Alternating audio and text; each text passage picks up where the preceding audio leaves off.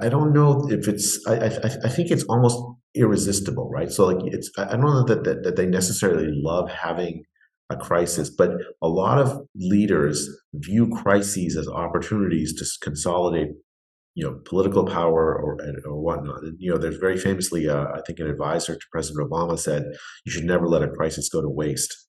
Right? Yeah, I, because I mean, of course, you can. It's an excellent opportunity to show that you're doing something, especially in rich, mature countries like most of the Western countries, where nothing dramatic almost ever happens. So all of a sudden, there is something happening that where I can show that I'm a fantastic leader.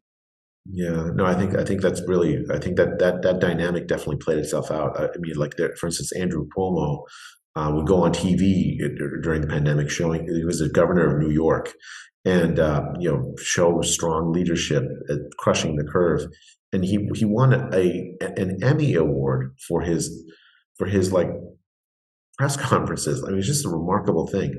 I suppose that's irresistible. But even leaving aside leaders like that who are like showboating, I think the thing is, you have a scientist telling you, like, if you don't do this, millions of people are going to die. It's very hard for a politician to resist that. Right? They don't generally have the tools, and at that point, the opposing scientists just weren't sitting in front of them. So they could say, well, look, you're just arguing, go argue with this other nerd. I mean, that would have been one thing, but there wasn't another nerd in the room. Mm. Um, and so the politicians just did a calculation. Well, if I follow what everyone else is doing, I won't get blamed. And if I buck the trend, I might get accused of killing a vast number of people or letting a lot of my people die. I mean, I think so. That's why leaders like Anders Tegnell impressed me so much, or Governor DeSantis impressed me so much. I mean, they basically said, "Look, I'm going to take this risk because I don't think it's the right thing to do, to lock down, to close schools, to do all these things. Instead, we should just do what we know has worked in the past." But at that point was a tremendously courageous act. Yeah. We talked before the interview a little bit about these excess deaths that are continuing to happen in many countries, in many Western countries, despite the fact that the pandemic is basically over. So people are not dying from COVID, but from something else. So what are your thoughts on that? And what are your theories about what this can be?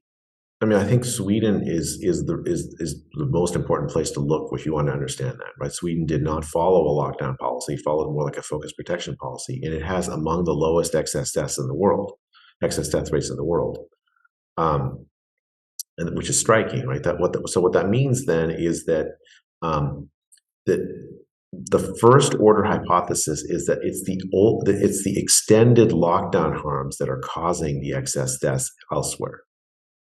Right. So, for instance, the rates of depression and suicidality and drug abuse are through the roof in the United States and in Canada. The delay of people getting treatment for or screening for cancer has led to a big increase in later stage cancer rates. There's a big increase in untreated diabetes that has some consequences. Heart disease management. I think a lot of these are like extended lockdown harms.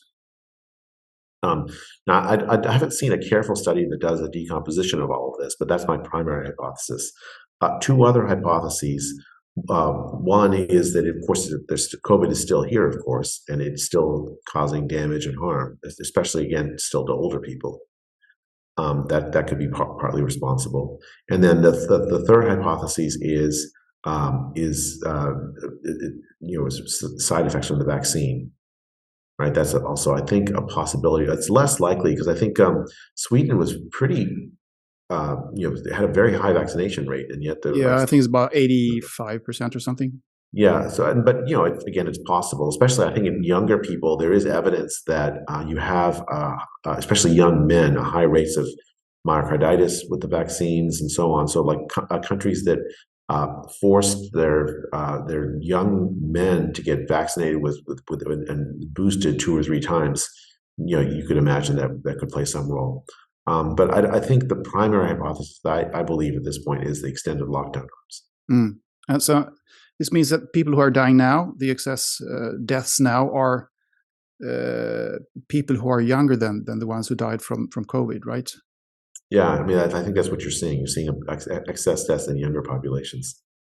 Has there been any studies about showing loss of life years as opposed to loss of lives in general? Because I mean, it's a bit controversial, but if you look at it that way, how many potential life years have been lost due to the pandemic?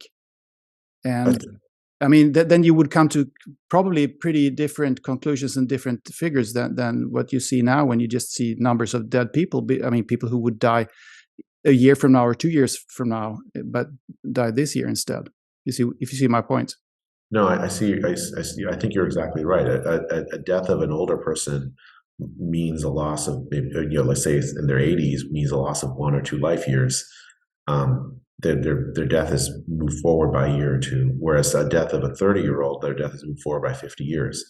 I mean, those have some. Those, I mean, both are tragic, but they do have a different valence, I think. I think the lockdown harms do not have that age skew that COVID deaths have. In fact, if anything, they're hurting young people more. Mm. And in some philosophical systems, that's worse, because you're taking away more life years. If you look at the life expectancy of the United States, it hasn't. I expected it to pop back up after the pandemic, after COVID sort of worked its way through the population, and it hasn't. Mm-hmm. And whereas I think Sweden's life expectancy is it's back actually to the expected level. I think already in 2021 was back to the level that you would expect.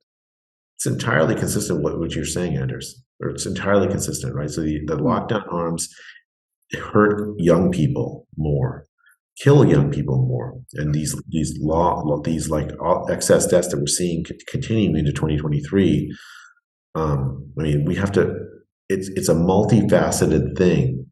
It's very difficult to address, but I think if you want to take this seriously, you have to try to understand how to address drug abuse caused by depression, which was initiated by the isolation of the pandemic. You have to address a screening of cancer again. You have to address immunization of children, which actually took a hit during the pandemic because a lot of people lost trust in public health. I mean, immunization meaning of MMR, DPT, other standard immunizations. A lot of these basic public health kinds of things were neglected, and now we're in a situation where we have to catch up. And I don't see public health taking it seriously enough.